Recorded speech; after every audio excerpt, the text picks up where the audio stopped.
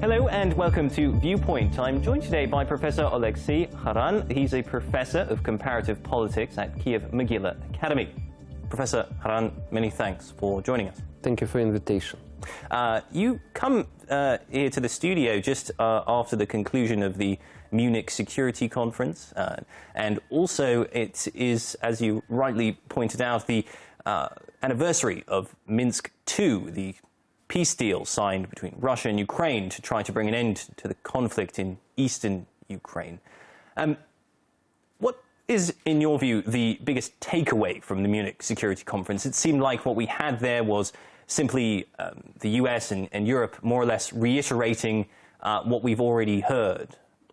Yes, correct. But first of all, I think when we are discussing the conflict that is in the east of Ukraine, we need to be very correct about terms we are using. So first of all, it was signed, the agreement in Minsk, it wasn't only about between Russia and Ukraine, it was done in Normandy 4 format, which means plus Germany and France, so they were as intermediaries, and this is really important.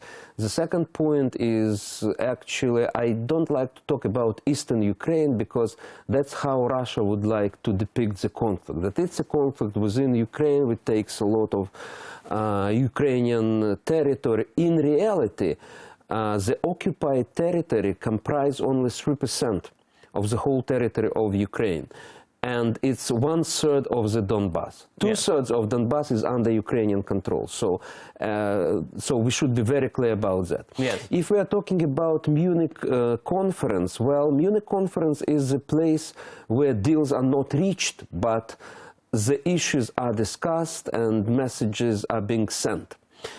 So in this sense, I would say that it was very tough debate, and there was a clear differences between Russian position on the one hand and the Western position on the other hand, and Ukrainian position moving closely to the Western position. As we saw the Russian Prime Minister Medvedev calling it a civil war, and as you've tried to point out, it's a very small. Yeah, I've just gave you the figures, so, yes. And especially if you look into the map, you'll see just a small part. Yes. So even if you see the map, immediately you would realize this is not a civil war. Yeah.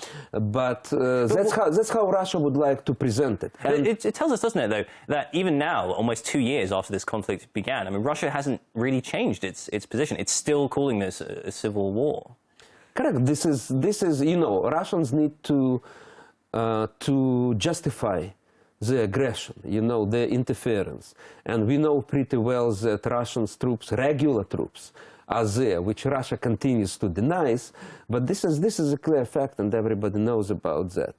So they need some propaganda, actually it's informational war, disinformation, I would say, in order to cover up their operations, what they're doing there. And it's also, it's very, well, we can see what is the real difference because there was a meeting in Normandy 4 format on the margins of Munich conference, and it had to be with participants, ministers of foreign affairs of 4 countries. And actually it lasted only for 40 minutes. There was an agreement to continue in Paris, but actually it shows how strong are differences in approach between Russia and the Western countries plus Ukraine. But if we are talking about Munich conference, and you mentioned the speech of Prime Minister Medvedev, I would like to have an attention on what he said about the new Cold War and even the threat of Third World War. Yes. Why would he do that? Why would he say that? Why would he ratchet up the rhetoric to that point? Yeah. At this stage, it doesn't seem to make sense. I think this is one of the instruments of Russian pressure. Russia would like to blackmail. So, because there are Western sanctions against Russia connected, first of all, they were connected with Crimea, annexation of Crimea, and then they were increased up to sectoral sanctions after infiltration in Donbass and the tragic shutdown of MH17. So, and these sanctions are very painful for Russia. So Russia would like to lift or at least to reduce the sanctions, but not to make serious concessions, because one of the clauses in Minsk agreement is withdrawal of foreign troops. It doesn't clearly say Russian troops for diplomatic purposes, but it's very clear that there are no Chinese troops or Finnish troops in the occupied zones. There are Russian regular troops. So Russia would like to lift sanctions, but without serious concessions. And one of the instruments to do that is the Russian blackmailing of Ukraine and of the West. So, and the idea is very simple. If you do not come to our to terms on, you do not accept our terms, then we would escalate the conflict. As it happened a year ago, as it happened a year and a half ago.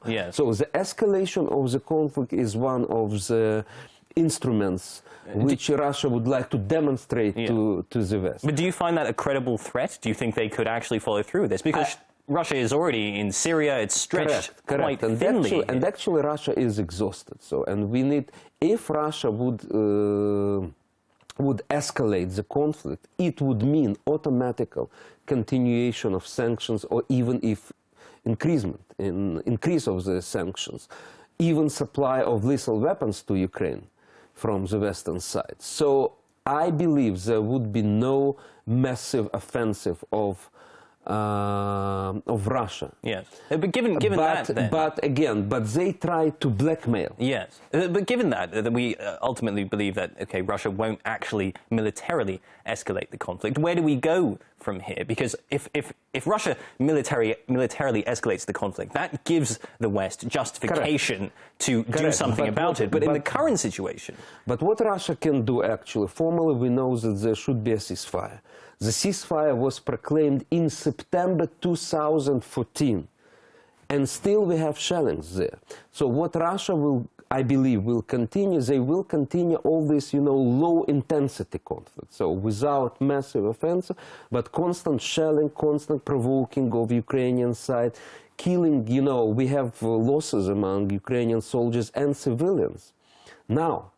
So, and that's how Russia would like to continue. I think it would continue in this low-intensity conflict. Which side do you think this favors ultimately? Politically, Russia loses. Politically. Do you think sanctions will be lifted even if this sort of low-level engagement continues? This is a very difficult thing. So again, Russia tried to lift the sanctions on the eve of the new year, and it didn't work out. The sanctions were continued because it's clear who is violating Minsk agreements. Okay, so the sanctions are continued for half a year, and then they will be reviewed again. But do you think the West will need Russia's help in Syria, and that is going to lead to an easement of sanctions because of this Ukraine? Is what Russia again is trying to do you worry that might happen? Ukrainians are worried about that. Just recently I heard one Russian analyst, he said, in order to get out of one conflict, we are creating another one conflict. So Russia will definitely play on that, and there are some voices in the West that we need, to take Russia's interest into account, to take Russia's role in Syria. But actually what we see is that Russia's role in Syria is also destructive. So during Munich conference there was, I believe it was Mr. Steinmeier, German Minister of Foreign Affairs. No, it wasn't him, it was the head of one of the Bundestag committees on external relations, and he said that we are not going to trade Ukraine for Syria, but definitely Russia would like to use it. Well, Professor Haran, I'm afraid that's where we'll have to leave our discussion today because we're out of time. And I hope next discussion would be more optimistic, but no, we should hope. We should hope. Well, many thanks for joining us. You've been watching Viewpoint. I've been joined by Professor Oleksiy Haran. He is a professor of comparative politics at Kiev Mogila Academy. That's all we have time for. Do join us again.